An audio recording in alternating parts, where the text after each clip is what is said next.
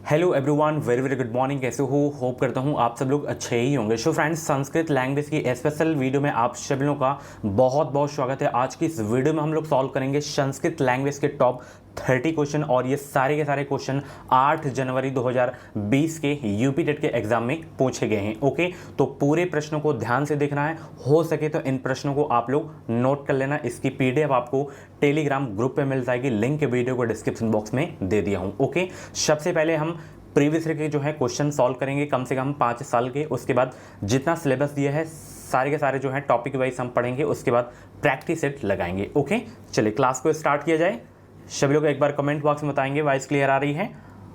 और भी वीडियोस अगर आप लोगों को देखनी है तो आप लोग प्ले लिस्ट में जाके देख सकते हैं। प्ले लिस्ट में आपको हिंदी की वीडियोस मिल जाएंगी और भी सब्जेक्ट की वीडियोस आपको मिल जाएंगी। इस बार UP TET and C TET exam को क्वालिफाई करना है तो अभी कभी सब्सक्राइब करें चैनल को, बिल्कुल फ्री में आपकी जो है तैयारी करवाई जाएगी। चलिए, पहला प्रश्न यहाँ पे देखिए, पूछा गया था कि मनोरथ में संधि है कौन सी? बताइए सब लोग, मनोरथ में संधि है कौन सी? तो इसमें संधि कौन सी है? विसर्ग संधि हो जाएगी, ठीक है ना। यहाँ पे 61 का सी आपका बिल्कुल करेक्ट हो जाएगा। इसका जो संधि विच्छेद होगा मनस धन रथः हो जाएगा। क्या हो जाएगा? मनस धन जो है, देखिए कुछ चीज़ें जैसे हिंदी ग्रामर में वो संस्कृत ग्रामर में एक ही होती हैं। जैसे आपका कुछ टॉपिक्स अलग होता है, ठीक है, बाकी सब लगभग सेम ही होता है। तो यहाँ पे आपका ये इसका संधि विग्रह हो जाएगा। अगला प्रश्न देखिए, नेत्राभ्याम अश्रोणी पंतंती में जो है नेत्राभ्याम पद में विभक्ति कौन सी ही आपको बताना है। बताइए सब लोग, नेत्राभ्याम पद में विभक्ति है कौन सी? पंचमी या सप्तमी या षष्ठी या द्वितीया? संस्कृत में कुछ ऐसे चैप्टर हैं जिनसे हर बार टेट के एग्जाम में क्वेश्चन पूछे जाते हैं। जब आप लोग डेली क्लास देखेंगे तो आपको मैं क्लास में बताया करूँगा, ठीक है। जब वो क्वेश्चन आएगा तो मैं आपको ज़रूर बताऊँगा। तो यहाँ पे नेत्राभ्याम पद में जो विभक्ति है वो है पंचमी विभक्ति। कौन सी विभक्ति है? पंचमी विभक्ति है। ओके, चलिए यहाँ पे देख सकते हैं अशनि शब्द है, इसमें लिंग आपको बताना है। बताइए सब लोग, कौन सा लिंग है अशनि शब्द में?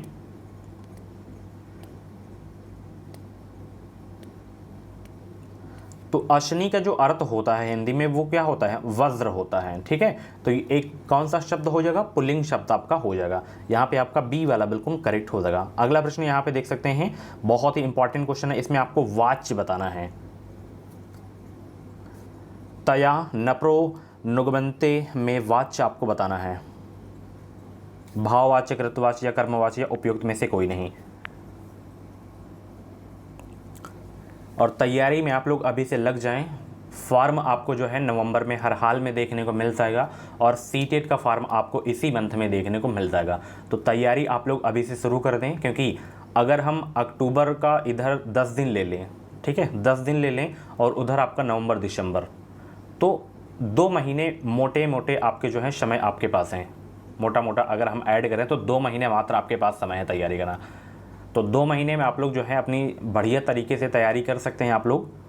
चलिए, इसमें जो वाच्य है आपका वो हो जाएगा कर्मवाच्य। कौन सा वाच्य होगा? कर्मवाच्य हो जाएगा।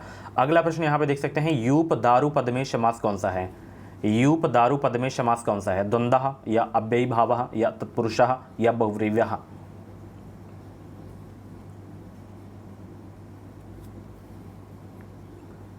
यूप दारु पद में समास कौन सा है?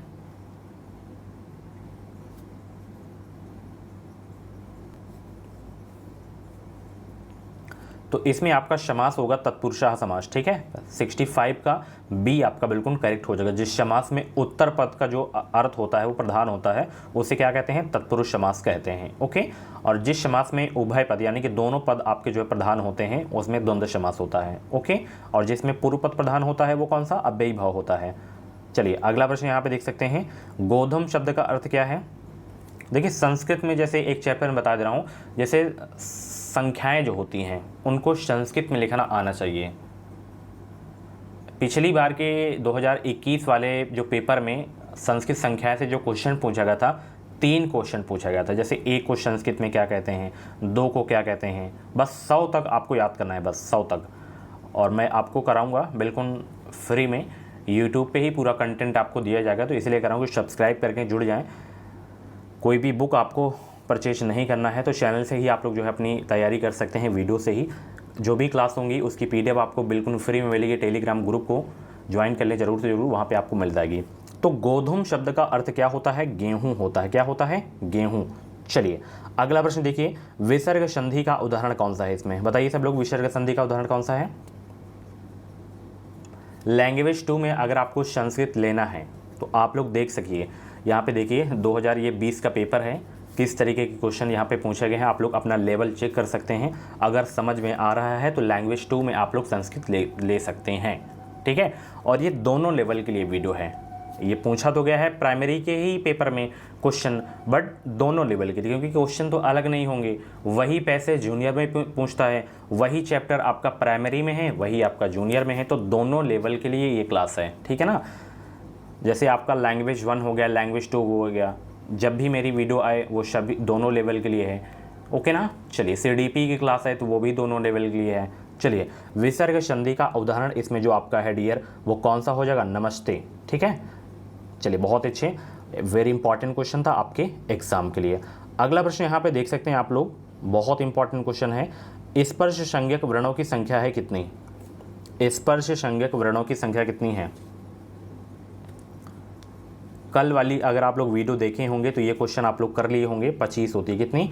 25। चलिए अगला प्रश्न देखिए, यहाँ पे बालिका इस पद में प्रत्यय है। बालिका इस पद में प्रत्यय कौन सा है? बताइए सब लोग, बालिका पद में प्रत्यय कौन सा है? देखिए इसमें प्रत्यय थोड़ा अलग हो जाता है। प्रत्यय उपसर्ग थोड़ा अलग हो जाता है। उपसर्ग तो आप लोग पहचान लेंगे संस्कृत में, प्रत्यय में क्या होगा आपको अच्छे से पढ़ना होगा, तभी आप लोग प्रत्यय पहचान पाएंगे संस्कृत में। बालिका इस पद में प्रत्यय है, इसमें आपका टॉप प्रत्यय है, ठीक है। चलिए अगला प्रश्न देखिए, पर्यंत में उपसर्ग कौन सा है? पर्यंत में बताइए उपसर्ग कौन सा है? परि धन अंत, इसका जो है संधि विग्रह होगा तो परि इसमें आपका उपसर्ग हो जाएगा पर्यंत में, ओके ना। चलिए संस्कृत में एकोन चत्वारिशंत को कहते हैं। यहाँ पे देखिए ये संस्कृत संख्या का प्रश्न है। एकोन चत्वारिशंत को क्या कहते हैं? 29 को, 59 को, या 49 को, या 39 को? एकोन चत्वारिशंत को कहते हैं 39 को एकोन चत्वारिशंत कहते हैं, ठीक है। यहाँ पे आपका डी वाला बिल्कुल करेक्ट हो जाएगा। यहाँ पे ये जो 29 लिखा हुआ है, 29 को नवविशंति कहा जाता है। क्या कहा जाता है? नवविशंति कहा जाता है। और यहाँ पे 59 को क्या कहा जाता है? 59 को एकोन षष्ठी क्या कहा जाता है? एकोन षष्ठी। और यहाँ पे 49 को उन चत्वारिशंत क्या कहा जाता है? उन चत्वारिशंत कहा जाता है। यहाँ पे आपका 71 का डी आपका बिल्कुल करेक्ट हो जाएगा। चलिए अगला प्रश्न यहाँ पे देखिए, द्विशब्द स्त्रीलिंग प्रथम विभक्ति का रूप है। द्विशब्द स्त्रीलिंग प्रथम विभक्ति का रूप है।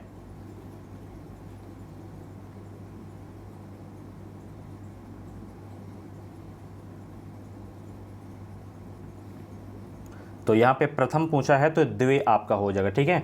द्वितीय पूछता तो भी आपका द्वे हो जाएगा। तृतीय पूछता तो दाद्याभ्याम हो जाता, ठीक है। चलिए बहुत अच्छे। अगला प्रश्न देखिए, ददति रूप है। ददत रूप है लोट लकार प्रथम पुरुष एक वचन या लोट लकार प्रथम पुरुष बहुवचन, क्या होगा इसका राइट आंसर? बताइए सब लोग।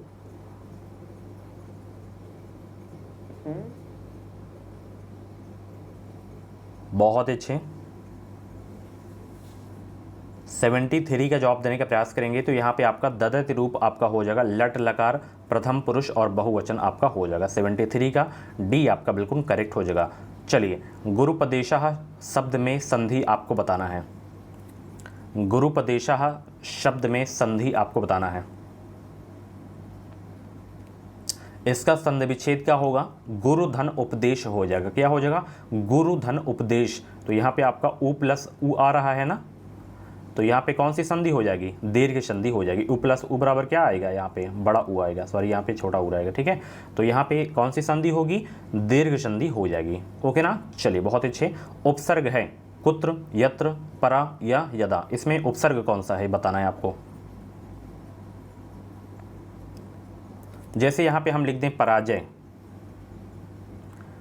और हम आपसे पूछ लें कि पराजय में उपसर्ग कौन सा है, तो परा उपसर्ग हो जाएगा। तो यहाँ पे आपका परा उपसर्ग हो जाएगा, ठीक है। चलिए अगला प्रश्न देखिए, यहाँ पे गद्यांश आ गया है और ये गद्यांश आप लोग अच्छे से पढ़ लेना। उपयुक्त गद्य के अनुसार समाज में किसकी संख्या कम है? किसकी संख्या कम है? निर्भयों की, दुर्जनों की, सज्जनों की या शिक्षकों की?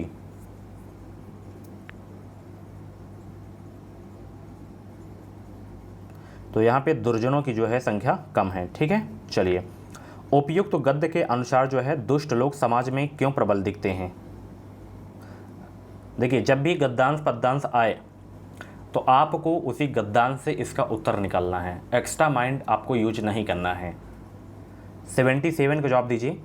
उपयुक्त गद्य के अनुसार दुष्ट लोग जो है समाज में क्यों प्रबल जो है दिखते हैं? क्योंकि सज्जन तटस्थ रहते हैं। यहाँ पे 77 का डी आपका बिल्कुल करेक्ट हो जाएगा। बहुत सारे बच्चे क्लास का टाइमिंग पूछा करते हैं। डेली क्लास का टाइमिंग आप सभी को बता दूं, सुबह 8 बजे, उसके बाद दोपहर में 2 बजे, उसके बाद शाम 7 बजे, 3 क्लास होती है। चलिए, निम्नलिखित श्लोक को पढ़िए तथा इससे संबंध प्रश्नों के उत्तर दीजिए। यहाँ पे ये श्लोक लिखी हुई है और इसका ये प्रश्न है। इस श्लोक का जो भाव है, जब आप लोग इस श्लोक को पढ़ेंगे तो इस श्लोक का जो भाव निकल के आएगा, इस श्लोक का भाव है कि वृक्ष को काटना या जलाना नहीं चाहिए। ठीक है, चलिए, बहुत अच्छे। उपयुक्त श्लोक में जो है भूतानी का तात्पर्य क्या है? भूतानी का 79 का जवाब देने का प्रयास करेंगे सब लोग भाई। इन सारे प्रश्नों को आपको नोट कर लेना है। चलिए, यहाँ पे भूतानी का जो तात्पर्य हो जाएगा वो होगा प्राणी। क्या हो जाएगा? प्राणी हो जाएगा। अगला प्रश्न, भू धातु का लोट लकार मध्यम पुरुष एक वचन रूप है। भू धातु का लोट लकार मध्यम पुरुष एक वचन रूप है। भवानी, भव, भवतु या भवसी?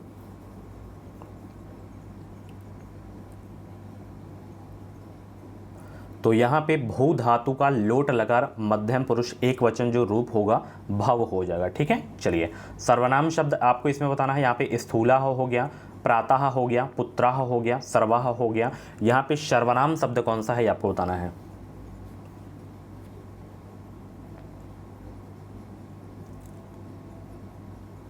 देखिए, यहाँ पे प्रातः तो आपका जो है अव्यय पद है और स्थूल आपका जो है संज्ञा पद है और यहाँ पे पुत्राः आपका संज्ञा पद है।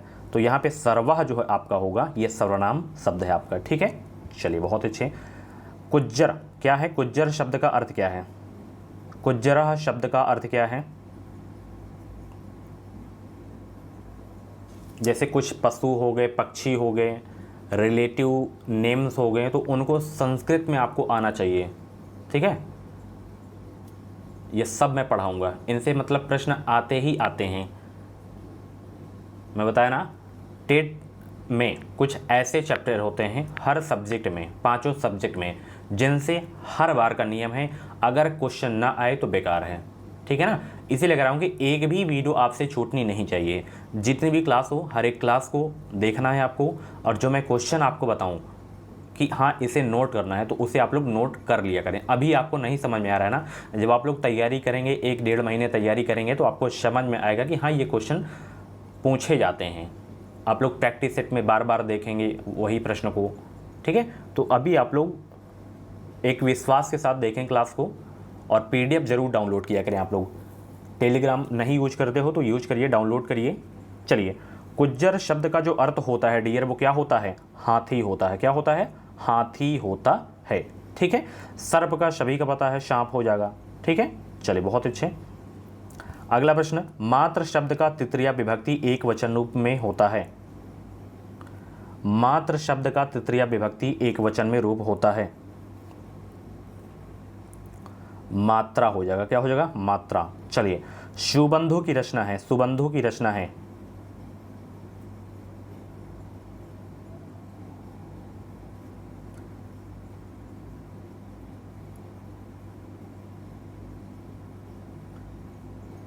तो सुबंधु की रचना है डियर वाशवदत्ता। ठीक है, यहाँ पे 84 का डी आपका बिल्कुल करेक्ट हो जाएगा।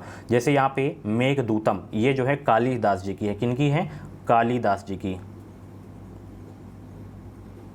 और ये भी अभिज्ञान शकुंतलम भी कालिदास जी की है, तो इनको आपको नोट कर लेना है, ये बहुत पूछे जाते हैं। और यहाँ पे स्वप्न वाशवदत्तम, ये जो है किनकी है? ये जो है भास जी की है। किनकी? भास जी की। फटाफट नोट करिए आप लोग। मेघदूतम और अभिज्ञान शकुंतलम ये कालिदास जी की है, और यहाँ पे सुबंधु की रचना वाशवदत्ता है। चलिए, बहुत अच्छे। निम्नलिखित में से कौन सा स्वर है इसमें? बताइए कौन सा स्वर है इसमें? एक तरह से आप लोग इसे जो है डेमो वीडियो मान सकते हैं, डेमो, ठीक है। बहुत ही ज़बरदस्त मैं तैयारी आप लोगों की करवाऊंगा यूपी टेट एग्ज़ाम की। जैसे मैं यूपी टेट एग्ज़ाम को पहले ही प्रयास में अच्छे नंबरों से क्वालिफाई किया हूँ, वही अनुभव आप लोगों के साथ साझा करूँगा, ठीक है। और बेस्ट कंटेंट दूंगा बिल्कुल फ्री में, एक भी पैसे आप लोगों से नहीं लिए जाएंगे। तो इधर उधर आपको भटकने की आवश्यकता नहीं है, पढ़िए उससे जो एग्ज़ाम को पास किया हो। तो यहाँ पे स्वर आपका जो हो जाएगा डियर कौन सा हो जाएगा बताइए सब लोग, आप लोग भी प्रयास किया करें, ला, ये आपका जो है स्वर हो जाएगा। अगला प्रश्न देखिए यहाँ पे, नदी ही शब्द रूप में प्रयुक्त वचन कौन सा होगा? नदी ही शब्द रूप में प्रयुक्त वचन कौन सा हो जाएगा? कोई भी ऑनलाइन कोर्स आपको परचेज करने की आवश्यकता नहीं है, 3 से 3,500 आप लोग फालतू में खर्च करेंगे, उतने की आप लोग बुक ले लेंगे, 600-700 रुपये में बुक सारी सब्जेक्ट की आपको मिल जाएंगी और हमेशा आपको वो काम देंगी, सुपर टेट में भी काम देंगी। तो किसी का भी कोर्स आपको नहीं लेना है, केवल कोर्स से तैयारी करके, ठीक है ना। आप लोग क्वालिफाई नहीं करेंगे एग्ज़ाम को, क्वालिफाई कर लेंगे तो स्कोर नहीं कर पाएंगे, और वो नोट्स जो बनाएंगे किस में काम आएगी, आगे चल के काम भी नहीं आएंगे ज़्यादा। तो बुक्स वगैरह ले लेंगे ना, जैसे मैं हिंदी की बार बार बताता हूँ कि आप लोग जो है आदित्य के, अगर आपके पास बुक है तो आदित्य बेस्ट है, अगर आप लोगों के पास यूनिवर्सल नहीं है तो यूनिवर्सल ले सकते हैं, आदित्य नहीं है तो यूनिवर्सल ले सकते हैं, सबसे बेस्ट है। संस्कृत की बात करें तो सर्वज्ञ भूषण सर की बुक आप लोग ले सकते हैं, परीक्षा वाणी की पर्यावरण की बुक ले सकते हैं, यूथ की टेट की जो है आती है मैथ की, उसको ले सकते हैं। तो ये सारी बुक्स आप लोग ले सकते हैं, और ज्ञान गंगा की जो है CDP की आती है, ये बुक आपको सुपर टेट में हेल्प करेंगी। बताइए, नदी शब्द रूप में प्रयुक्त वचन है, बहुवचन आपका हो जाएगा। 86 का जितने भी लोग यहाँ पे डी जवाब दिए उनका आंसर बिल्कुल सही हो जाएगा। चलिए, अकारांत पुल्लिंग शब्द का उदाहरण कौन सा है?